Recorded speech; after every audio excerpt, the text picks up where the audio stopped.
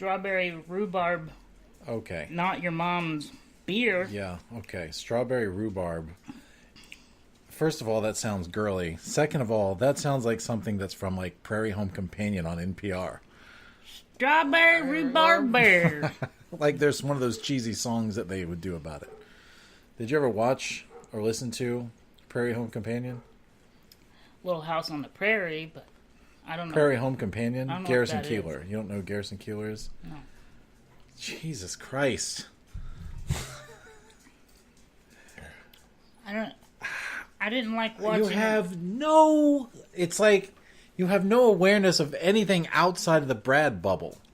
If it's not a comic book or a comedy or an action movie, you don't know about it. I don't watch shows with the word prairie in it. It's not a TV show, it's a radio show. Yeah, I also don't listen to radio, especially talk shows. It's not a talk show. It's like a vaudevillian thing. They act out sketches. I mean, it's cheesy and hokey, and yes, old white people are probably the only people that listen to it. You know, the same people that listen to NPR. There was a time in my life when I listened to NPR, but Prairie Home Companion was on the air for like 40 years. How is it they even made a movie called Prairie Home Companion about what it was like behind the scenes of making that show? There's a lot of people that don't listen to NPR. I used to only listen to NPR on the weekends when they had Echoes and those two shows with the really cool music. Yeah. Yeah. Space music. I have more entertaining things to do than listen to prairie shows on NPR. I got Netflix and Hulu and shit. Why would I? But it's not prairie shows. It's not a prairie show.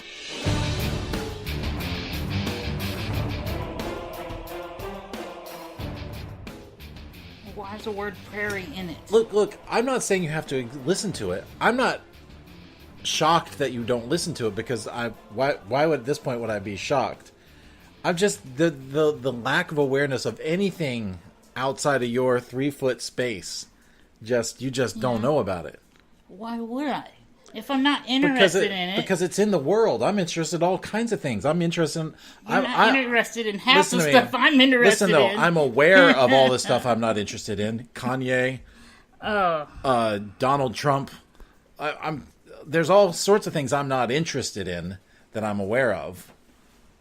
There's just white noise in my brain, just chattering all the time. Well, here's the thing with me. Well, yeah, I don't know how accurate this statement's going to be. But I don't make room in my brain.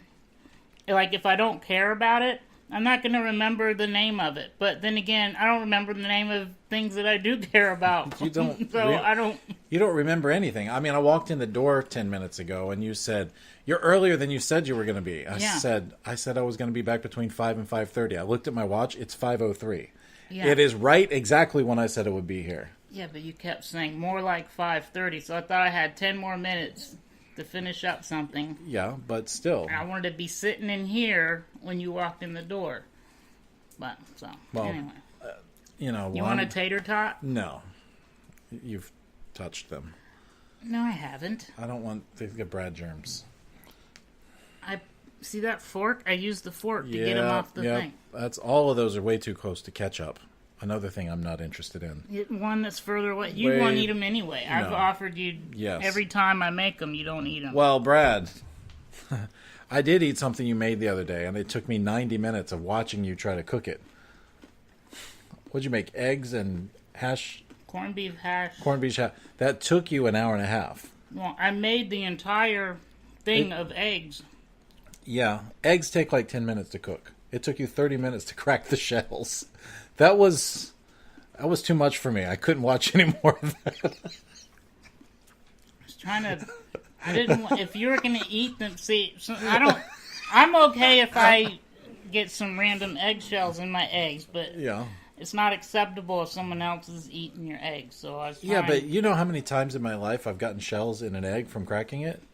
maybe 3 or 4 times, and I've always just dug it right out. It didn't take me 30 minutes to crack 6 eggs. Also, I'm not even, people listening, I'm not even exaggerating. I walked in and he was starting. 30 minutes later, he was still cracking eggs. I don't... Not to mention we were having a meeting while I was trying to figure out... How to crack an egg? Look, man, I just don't want to stress you out. You don't have to cook for me. I don't want you to cook and go through all that again. I just didn't want the eggs to go bad. So I bought some corned beef hash. They went bad as you were sitting there trying to crack them. They finally pushed them over the ledge. I'm going to go bad now. Well, they went bad in my stomach. Because I ate them. I ate some too. I mean, I ate. I didn't get sick. We had corned beef hash and egg burritos. Yeah. By the way, corned beef hash is something that I haven't had since my grandmother was alive. That's something that my grandmother would cook. Yeah, so you don't want to eat it that often. It's very heavy. I'm pretty sure it's fattening and cholesterol-y. That means filled with cholesterol. Yeah, but you're pretty much fucked anyway, so you can eat whatever you want Seriously. Why did I quit smoking? Thanks you. I'm glad you did, because when you started vaping, it was constant. You're like a cloud of smoke. You came with your own visual effect all the time. You're walking through a cloud of smoke like a villain. That's the problem with vaping. Even though you don't have all the toxins from the tobacco, the fact that you can do it all the time, like when you're at home, it makes you do it more. Yeah.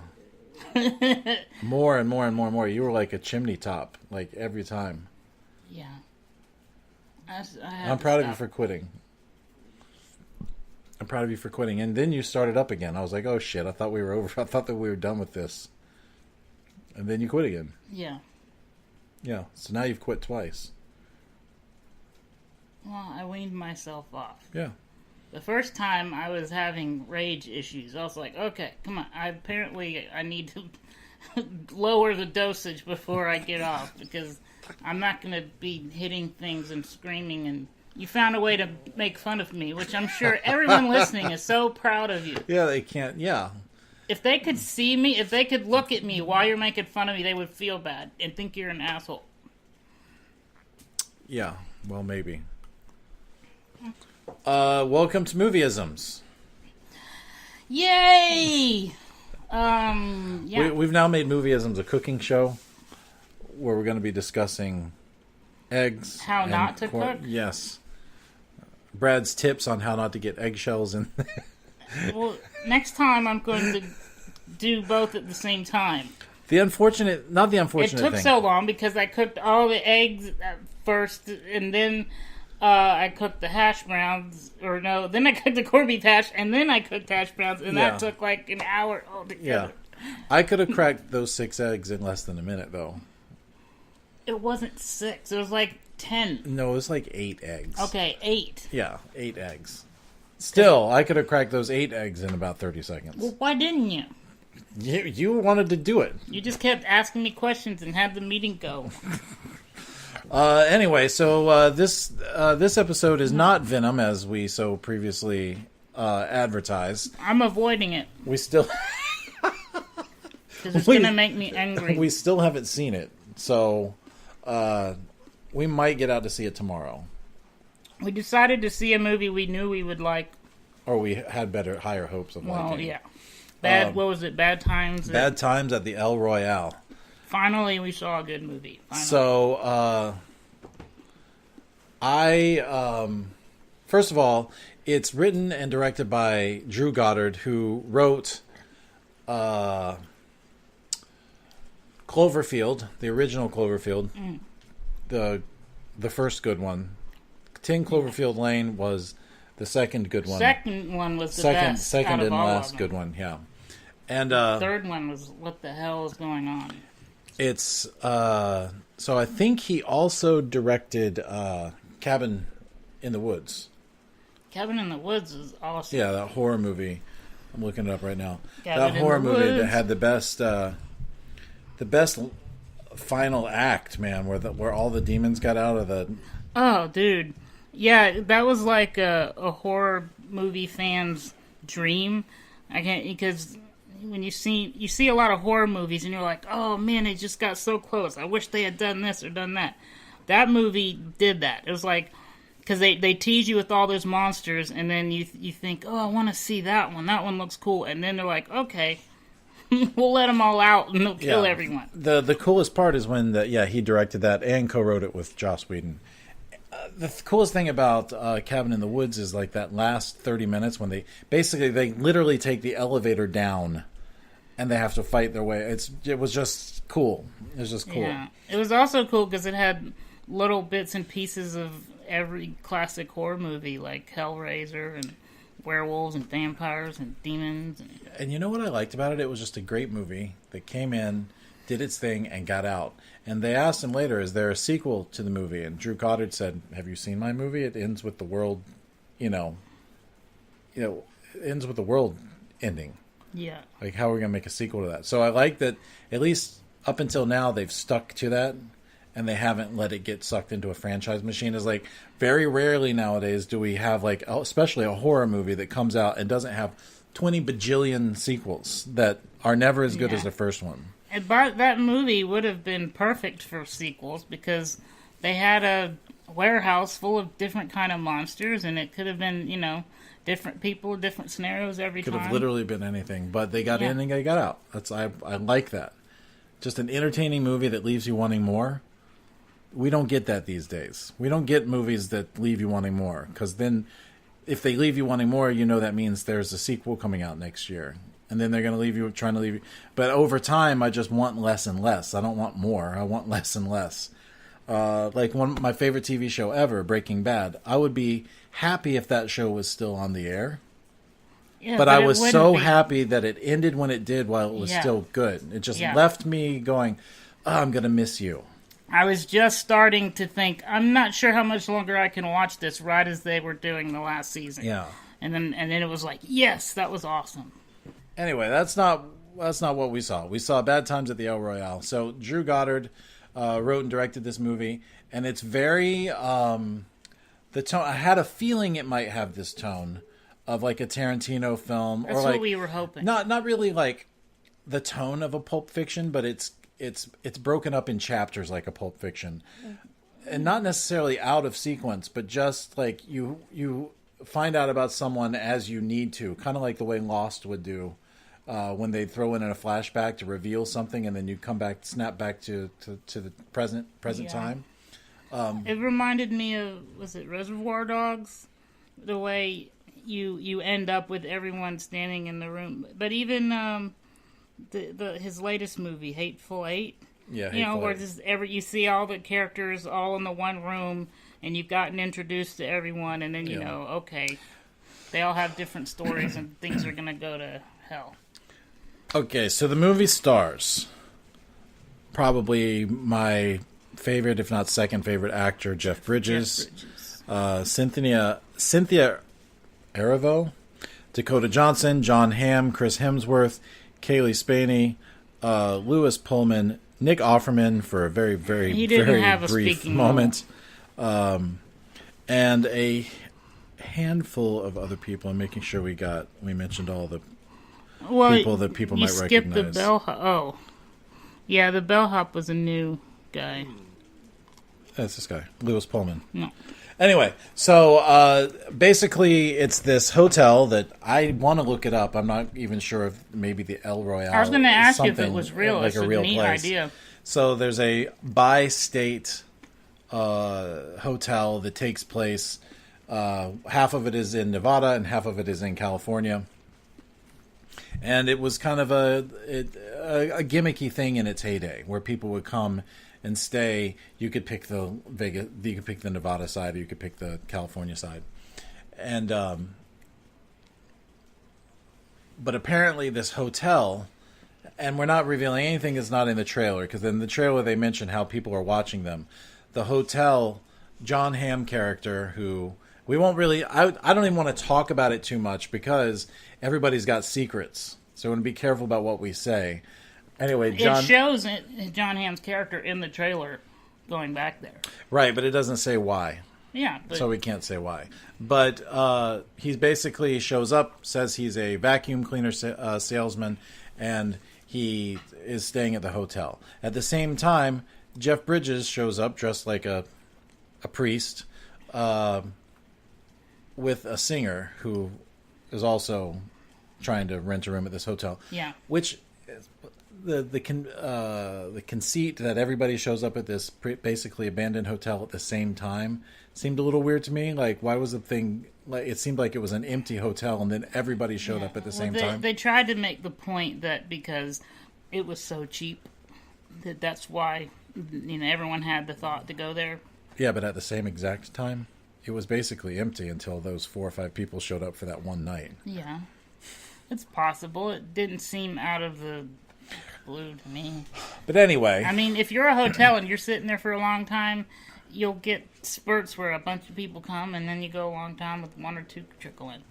So it's got some weirdness going on. There's some weird things. The hotel has some secrets. The hotel itself has some secrets, as do pretty much everybody, as does pretty much everybody else who is visiting the hotel. Yeah, even the one guy who's running it. I called him a bellhop, but he's like... He's the guy. Yeah. The guy. Yeah. So Jeff Bridges plays a priest who is not a priest. Oh, well, he says that in the trailer. That's in the trailer. And that's one of the things I wanted to talk about. I wish they hadn't revealed that in the trailer, because a good portion of the movie, he's pretending to be a priest, and we wouldn't know that he wasn't unless we hadn't seen the trailer with him saying that he wasn't a priest. And honestly, because of the trailer, I already knew what his deal was. That I'm not going to reveal it, but if you're paying attention to the trailer, you already know who he is and what's going on, and it gives it all away. I just don't know why they revealed his character's secret in the trailer, right? And nobody else's. And by the way, I feel okay. He had a mask on, so you couldn't necessarily tell it was him, but I could tell it was him. Yeah, we know it's him. It's like that's Jeff Bridges with the mask there, and I could tell what he's doing. So let's talk about what we liked about the movie. What I liked about the movie was that it was very well written. The characters were strong. The strong characters, and they were doing their thing, and it really is a movie where people are sitting around and talking to each other for 2 hours. And what they're talking about gets more and more intense as we go, but it's almost like a play, really. There's a lot of people stuck in a room together talking about what just happened or what's about to happen, and they're all very diametrically opposed to each other. You have the one guy saying the one thing and the other person saying the other thing, and then things start to fall into place, and it's almost like a puzzle that's you're starting to get piece after piece after piece, so it can start to take shape. It's also interesting how in each of their own little perception of the world, each of their own little worlds, how things start to go bad or are going bad, and they're all caught up in their own drama, and then they find out, oh, there's this other shit going on, and then they find out, oh, all these other people have this other shit going on. How's that going to affect me? How am I going to get... And then some more shit happens to where it affects everyone, and then it just escalates and escalates to where everyone is not having a good day at the end of the movie. Bad times at the LOL. Yeah. That's why it's called that. And it's just the characters are... you can't tell what's about to happen next.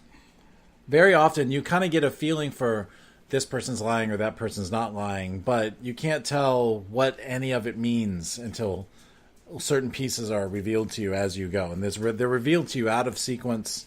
And it's told almost like a book in chapters where they will go back and tell you a little bit of the character's history or whatever you need to know that got him to the hotel, him or her to the hotel, or informs that situation. It reminded me a lot of Lost. The way in Lost they were all stuck on that island, and then we would get these like flashbacks that revealed their life prior to the plane crash on the island.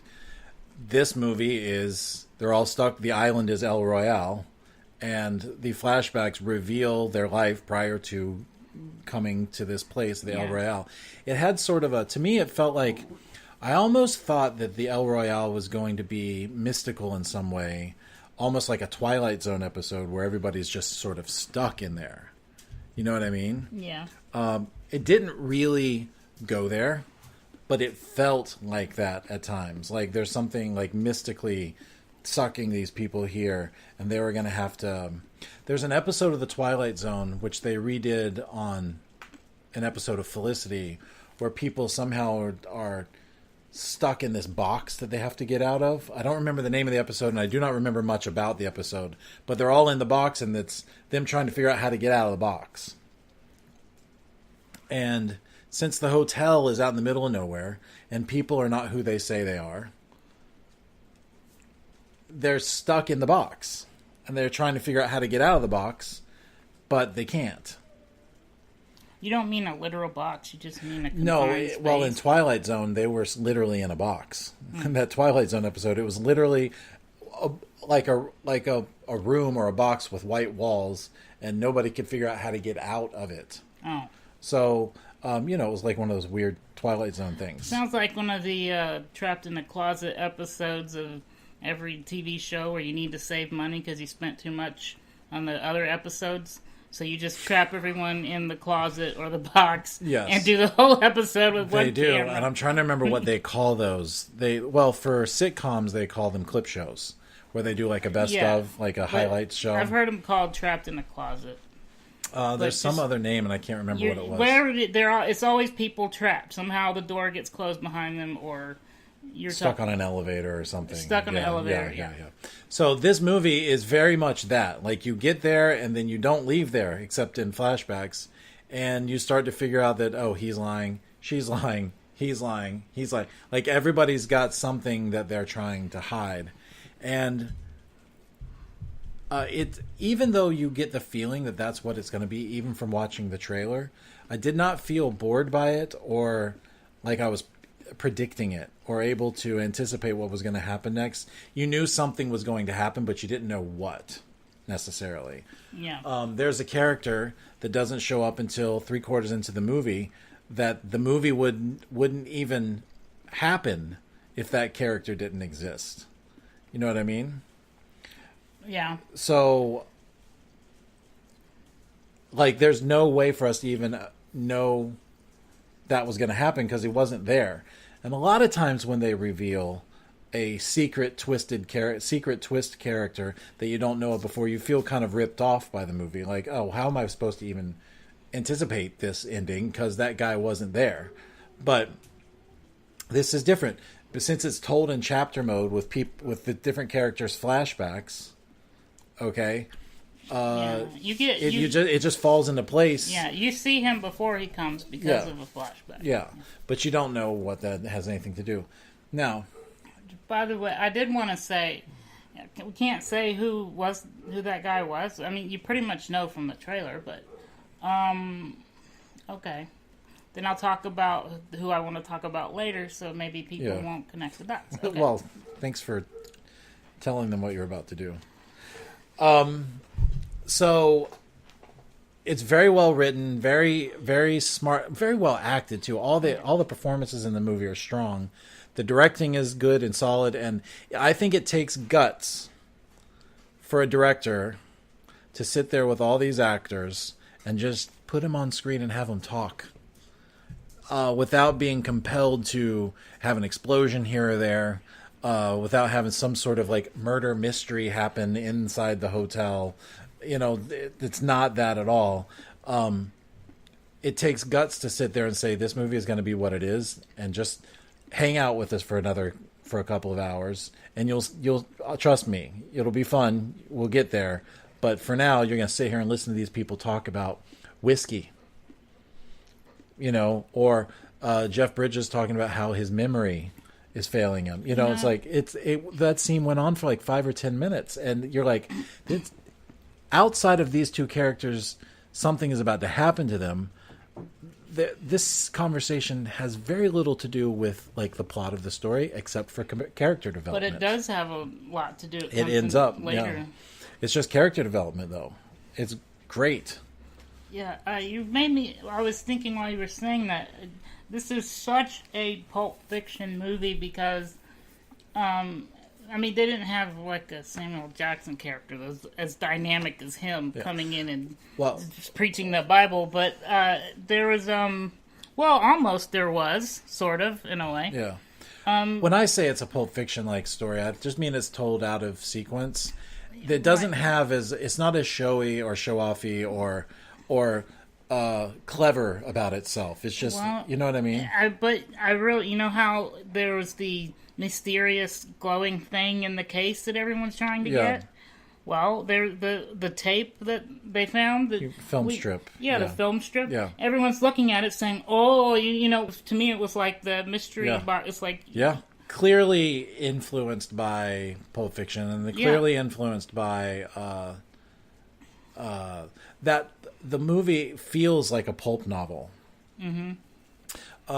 Pulp novels are like kind of like cheap film noir movies. I mean, cheap film noir books, where there's like a detective, there's always like a murder, there's something going on. So this felt to me very pulpy. Even from the trailer, I felt like, oh, this is going to be kind of like a Pulp Fiction, not Pulp Fiction the movie, but Pulp Fiction, like a book that's pulp based on, you know, the pulp tropes and things like that.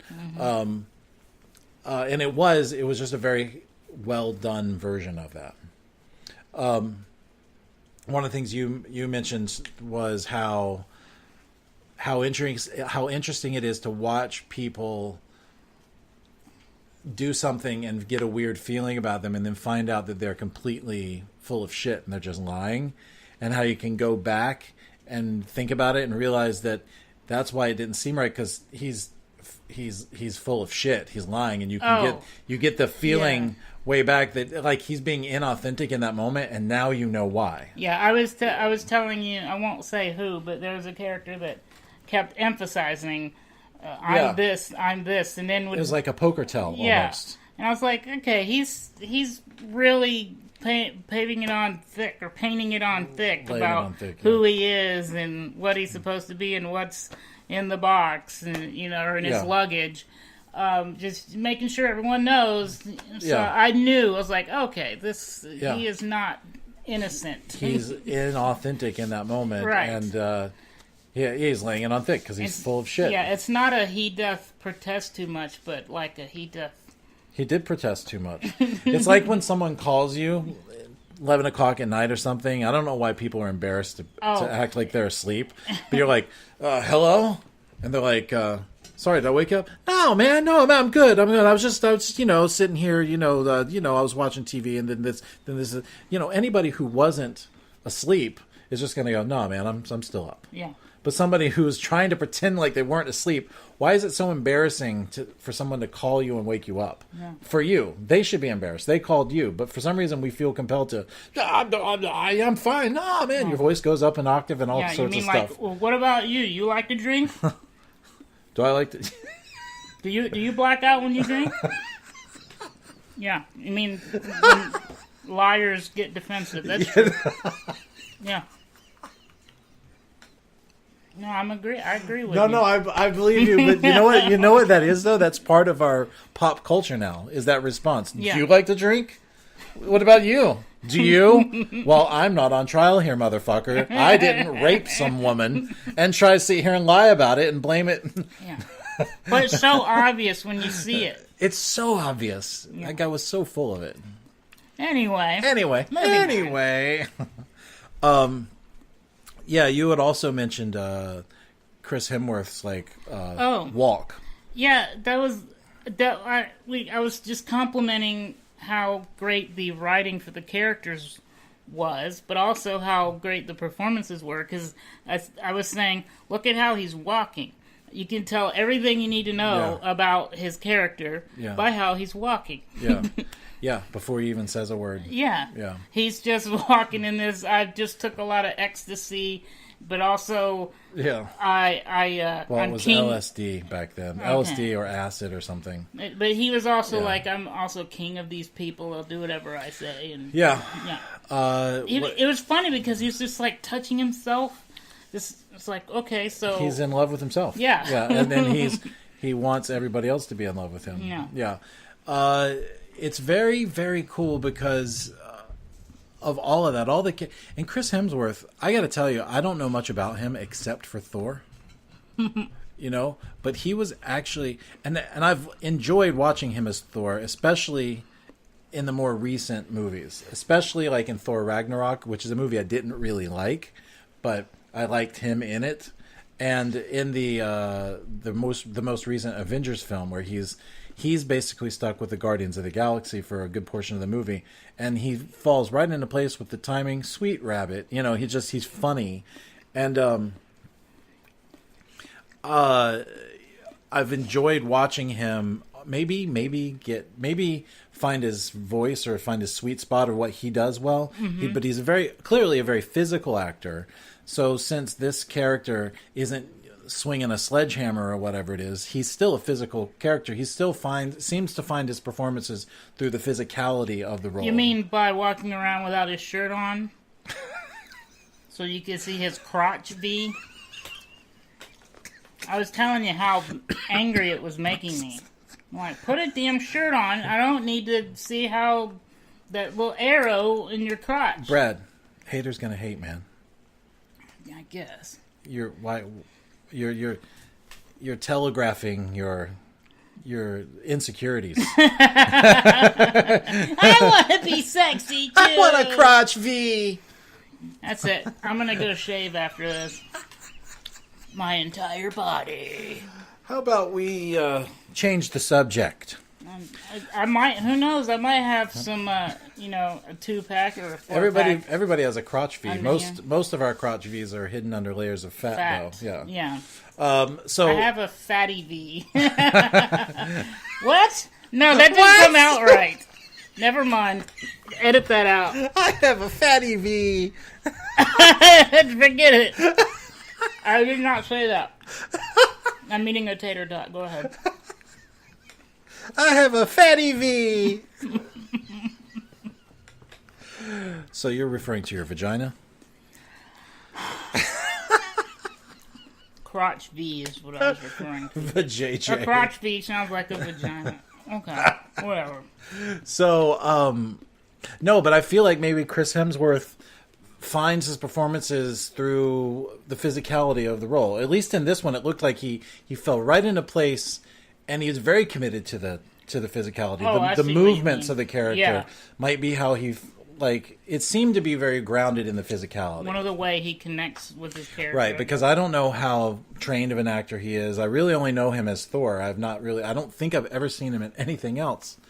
Maybe something that I just don't remember, but this character is very hippie flower child presence. He's just you can tell he's on drugs. He's everybody's feeling good. He might be high the whole time, and he's just hey man, what's the worry? Except he's also quite possibly a psychotic. No, not even quite possibly. Yeah, he is. You get the Manson family vibe early on in the film when you meet the one of the characters in the movie. You're okay, they're obviously escaping this Manson family shit. And so you kind of, as you're watching it, that's what I thought was great about the writing, is it does a really good job of with subtext, I guess. Yeah. It doesn't spell it out for you. It doesn't spell it out for you, but it makes it real easy if you're paying attention, where you could see where it's going. But still surprise you, because each character has their own motivation and reason why they're there and result that they want. And shadowy past, and also what it does do is it lets you often use, it doesn't spell it out for you, so then the movie is able to use your preconceived notion about what it knows you probably assumed as a twist. And its thing is, you twist yourself, because they don't twist you. The movie doesn't twist you, but since it knows you probably assumed this one thing, it can go another direction, and you're oh, that's not what I thought it was going to be. But it didn't have to do anything except be less. A lot of times we see so many movies that they're hitting every little beat on the head, and you can't even use your imagination to watch this movie, because they are spelling out every beat by beat by beat by beat. This movie laid back a little bit, let you go off here and assume something, and then go, whoop, but it's not over there, and it went a different direction, and it just used the audience's imagination against itself, which I thought was really cool. Because that's in the flashbacks or whatever, they would, after you saw a scene play out with some characters, they would go back and they would explain, okay, this is why this person was there, or why they were lying or doing this or that. Yeah, so you could kind of you guess while you're watching, this, that, or the other. Yeah. But then, I guess that's what's interesting about the way they told the story is, instead of it being linear, which could often be boring because you have to explain everything so that everyone can follow, they just did it and then did a flashback to bring you up to speed on everything. There are two spots in this movie that I really liked, and one of them you already complained about, so I know that you don't like it as much as I do. Which one? I'll tell you in a second. The one I was trying to hurry along? Yeah, so the first scene in this movie is this one long shot. You see somebody walk into the room, and I think that somebody was Nick Offerman. But we didn't know who it was. You can't really tell. But this character walks into the room, and you just... It reminds me of the times I've seen plays where just as the play starts, you see a character walk in and just sort of live in the space for a few minutes, set his drink down, set his things down, walk around and take a look at the place. It was very quiet. It was quiet and still, and it didn't you sat there in it. Yeah. It made you very self-aware. And I even noticed, because in my head I was like, what is it with all these movies, with all of this quiet time? I'm trying to get into my snack food here, but every little thing I do and every little bite I take sounds 10 times... I'm sorry the really good movie we saw kept you from eating your, Reese's Pieces for a couple of seconds. It took him like 5 minutes before he turned the TV on and there was some sound going on. But I'm saying it as a good thing.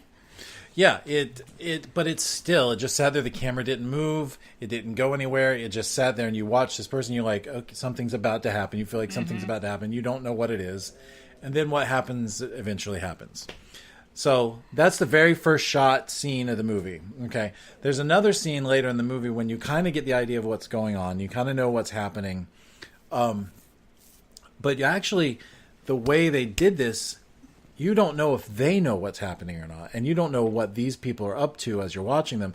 But there's a shot where the lady who's the singer, if you've seen the trailer, she's the singer, and she's sitting there in a chair just staring forward. And you're like, well, okay, what's about to happen? She just sits there, and she starts singing, and she keeps going, and she keeps going, and you're like, okay, again, I'm getting the something's about to happen vibe. Yeah. And the camera starts to push in on her and then twist around her to reveal what's happening. And they've orchestrated this whole thing to keep it away from the people who may or may not be watching in through the two-way mirrors of the hotel rooms. Yeah. It was just very well done. It was suspenseful and took its time again. It did take its time. Because you noticed me wave my hand. I noticed you sort of, okay, let's hurry it along here. I know what's going on. But for me, you know me, I'm sitting there and I'm loving that because it's like, I love that they'll just let it sit there and let her sing for a few seconds. Like even maybe in 30 or 45 seconds of her just singing. It's a little bit of torture for the audience because... For what, things have been happening and then all of a sudden you're just still. And you got to sit there in that moment and you can't move and you're just looking at her and you just can't. And you want to look around. Like I wanted to look around to the left or underneath it. I could. Yeah. You're just stuck looking at that. Yeah. And I was just like, okay, come on, I want to see. Yeah, but we just complained about... I'm not complaining. No, we just complained about how A Star is Born was rushed, and now you're complaining about this movie being... You can't make me happy. Which is it? Too fast, too slow. It's never right. So I thought that it was really well done. It will... Obviously, this movie, they are hoping for nominations because you don't release a drama... or this kind of a movie at this time of year, unless you're like shooting for some Academy Award nominations. It could very easily get Best Screenplay, Best Picture, maybe a Best Actor in there somewhere, but ultimately the movie I think is better as a whole. Like you look at it and you're like, that was just a solid movie. You watch that and you're like, that was just good. You can't even argue with it. However, some people may find it a tad slow. I didn't. But even at one point in time, I was like, this conversation is going on for a long time. What is this? Yeah. And I started thinking, what is this building up to? What is this thing? So my mind wandered just a little bit. So I do think that some people might think it was boring until the end. You know, like that sort of a thing. I don't know. I didn't feel that way. I didn't feel that way at all. For me, up until that moment that we just talked about where the camera stopped and didn't move, it was so well paced that I was just used to that pacing. And I hadn't been pulled out of the movie at all. Yeah. But then in that moment, I was like, okay. It's kind of that uncomfortable thing if you ever have anyone force you to sit down right in front of someone else and you have to make eye contact, and at first it's weird. You want to look away. You don't want to. Every time I work with you. Right. So it was kind so of like. I know. I feel their pain. Maybe that's why it was making me uncomfortable, because it reminded me back when I had to force myself to be comfortable with making eye contact with people a long time ago. And I think that's what that moment did for me. I still feel very strongly that the movie had guts to sit there in those quiet moments and let it be what it was going to be in that moment. And it just did. It asked you to just go with us here on this, because it did. It slowly moved around and you got to see what was happening.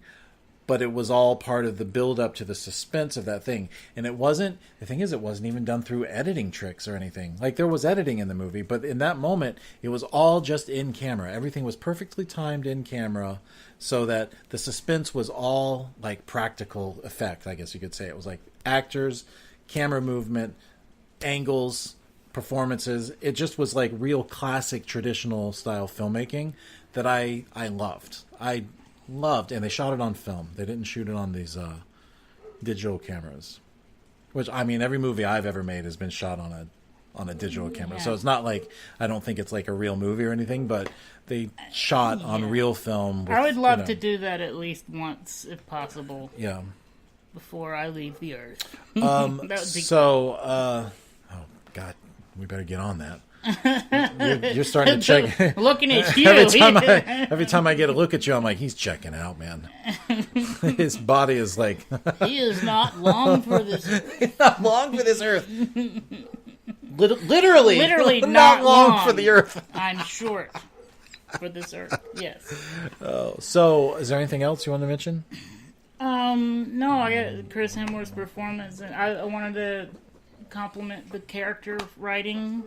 Oh, well, I will say Jon Hamm was great, because he's one of the ones who, when you find out who he really is completely different from who he was pretending to be. Yeah. So he's got like his performance. I can imagine why the actors love this, because the layers that come with being able to play a guy who's like totally not like me, but then also totally not like the real person that I'm truly playing inside this, like the person inside the person. Mm-hmm. Every actor had moments like that where they got to be pretending to be someone else almost, and it was fun to watch. And because of that, you never really knew who you were going to be talking to in that scene, because are we going to be full of shit here, or are we going to be ourselves? Like, we don't know. I do want to say too, there are a couple of good payoffs in the film where you're thinking in your head, oh man, somebody should do something about that, and then somebody does, even though they might pay for it. But even at the end, the way the movie was going, you didn't think that you would get a sweet little ending like that, the stuff that happened towards the end with that guy. So I just thought that was really nice. All this chaos and all this murder, and then they take the time to have some sentiment. It was a nice little moment that to me felt different than other movies I've seen like that. You don't usually get those little tender, hey, you've come through this journey with me, let me give you a little it's not so bad. I'm a fan of Dakota Johnson. She was the girl who was protecting her sister. Yeah. So what I I haven't seen and won't probably watch are the 50 Shades of Grey movies. Yeah. I saw the first one and I was like, yeah, this is as bad as I thought it was going to be, and I haven't seen the others. I'm not going to. So, but I feel like actors get, to make a name for themselves, they get pulled into franchises like that because when you're an actor, when you're any kind of artist, like, you got to take a job, you know? Yeah. You got to take the job. And, but I've really enjoyed watching her do her post 50 Shades of Grey stuff because she was in a movie called I can't think of it right now, hold on a second, but she was also like this movie where she's acting and she's doing herself, not doing herself, but she was in a movie that I really liked called I should have my phone too. A Bigger Splash. So she was in a movie called A Bigger Splash. She's been in a bunch of other things too. But she's in a movie called A Bigger Splash, which had Ralph Fiennes in it, and Tilda Swinton and Ralph Fiennes and Dakota Johnson was in this movie called were in this movie called A Bigger Splash, which is a completely different movie for her. Like so when I see her do something that's not 50 Shades of Grey, I think, oh, she takes interesting roles as well. Yeah, by the way, you're making me remember. I want to say, you saw Crazy Rich Asians, and I talked about how Constance Wu I thought was not a good actress. I've seen her in a couple of episodes of the show since she's done the movie, and she is a better actress since the movie. Oh. I've been impressed with, wow, she's not that one-dimensional same person. I think the problem anymore with Constance Wu's performance is the show you watch. I'm trying to say that she's a better actress now. I know, but because I saw her in the movie, and I think that the problem you had with her, I said this back then, is the shitty show that you're watching. Yes. I guess they weren't asking her to actually act. So when she... It's just bad writing. It's just sitcom writing. Maybe it's bad directing, too, because ever since she was in the movie, she is different. I mean, she's actually good at acting now, so... Okay. I was a little, off on the side. I thought she was... Crazy Rich Asians was a big bombastic rom-com, so that it had moments that aren't like true to life, you know what I mean? But it did have its emotional surges that were really... Also, Awkwafina is that movie made everyone aware of this Awkwafina person who... She was also in Ocean's 8 earlier in the year, too. Not a huge fan of hers. Yeah. I definitely get it. I think that I see why people think she's funny. Something about her that I haven't fallen in love with yet. I think I'm right there with you. Sorry, but I'm SNL, and but I was I'm like, happy. Okay. I'm happy for her. Like, I know she must have worked hard, and she did. I did see her on Saturday Night Live the other day, and she talked about how ever since she saw Lucy Liu hosting Saturday Night Live, it's been her dream. Mm-hmm. Like, so when she said, "I've worked very hard to get here, and I really just want to say thank you," I believed that. I felt that for her. So I appreciate the fact that she's worked hard and that people like her. She calls herself a trumpet player turned rap artist turned actor. Is she a trumpet player? I guess. Was she a rapper first? I didn't even know about that. I thought she's just a comedian or funny person. Yeah. Like, she's not a stand-up comedian, but she just... Oh, yeah, she said trumpet player turned rapper turned comedian is what she called it. Right. And now an actor. Yeah. So, I don't know. She's known for being funny. So, that's it for this week's episode of Movieisms. Yeah. We may still... Venom, as much as we don't want to... It is the number one movie in the country. I guess. We briefly discussed that maybe we might do two movies in one. Yeah, we might do two movies because Venom might not be worth the whole... Yeah, it's like, it depresses me every time I think about it. But we might catch Venom. But what we have is a lot of awards movies coming out. And I have not looked to see what might be coming our way next week. I do want to see... it's not A Boy Interrupted. I almost called it A Boy Interrupted. But it's the Steve Carell movie with his son. Is that the one where he does all the toys? No. That's the other Steve Carell movie that's coming out this season. I'm talking about... I'm not really into seeing that one. Just because you don't know the story. I know the story, I just don't want to see it. So Marwen. Marwen is not the movie I was just talking about, but that's the movie you're talking about. Marwen is based on a true story. It's the guy that the story is that, and several years ago I saw a documentary about this guy who coped with this the fact that he had severe brain damage from like a traumatic incident. He got beat up in his city, I guess mugged, and they just beat the shit out of him. So he can't form new memories. I think maybe he can't form old memories. He had severe brain damage, and the way he coped with it was to build these little like almost like art installation things with like Barbie dolls, you know.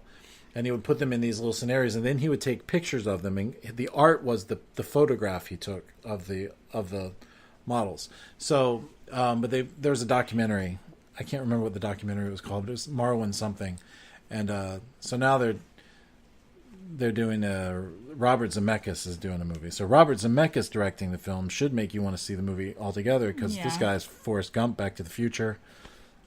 Robert Zemeckis. Look, is awesome. I just want to point out to you that of all the movies we've talked about, you're the one in the past couple of months that keeps saying, I don't want to see that, I don't want to see that, I don't want to see that. But I'm the fucking snob.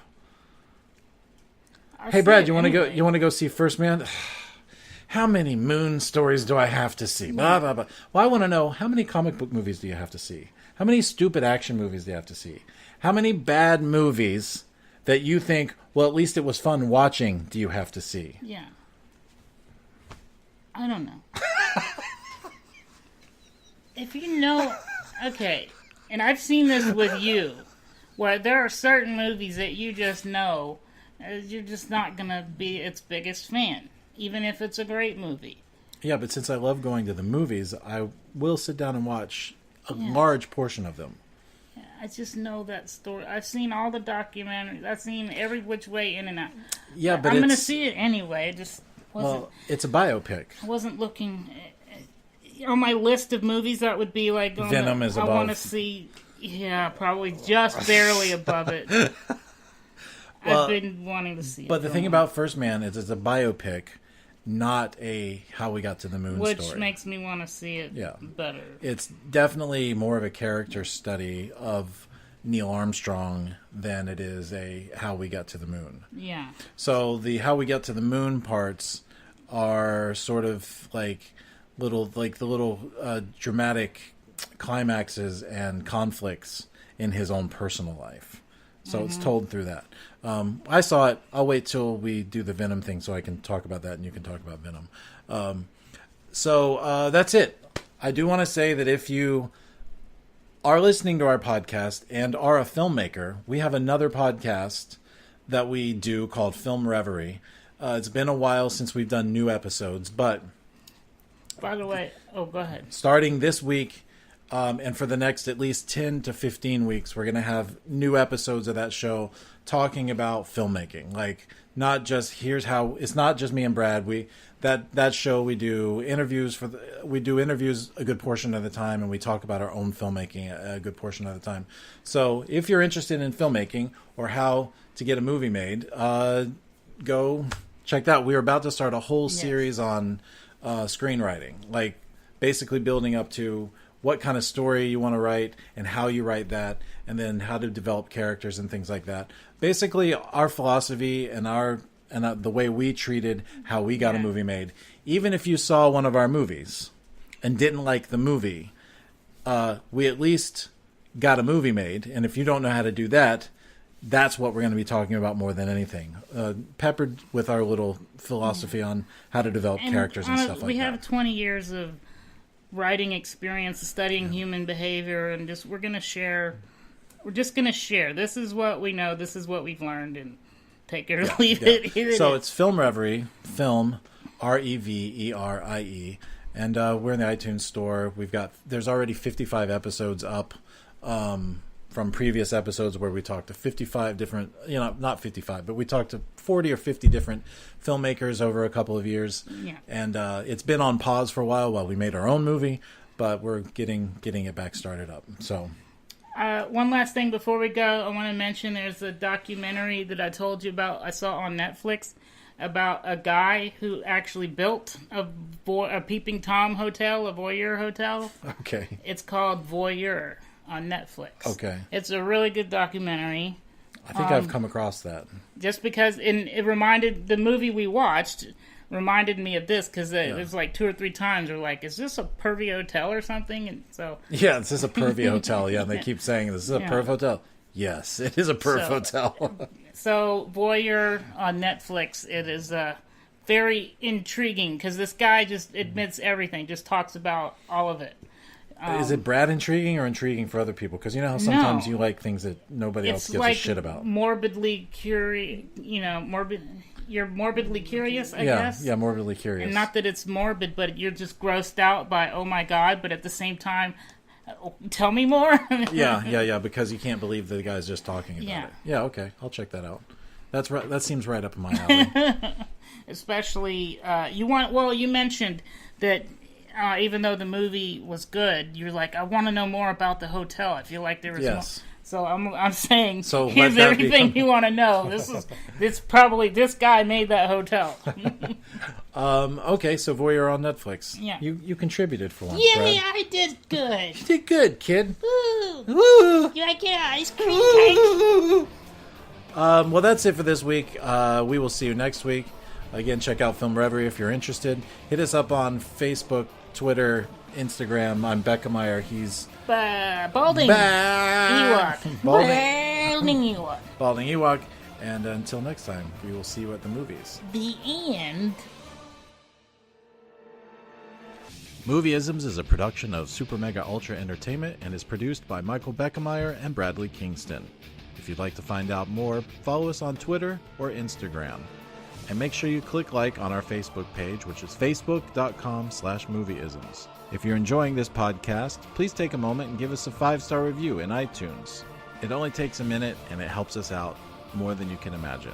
Thank you very much, and until next time, we'll see you at the movies.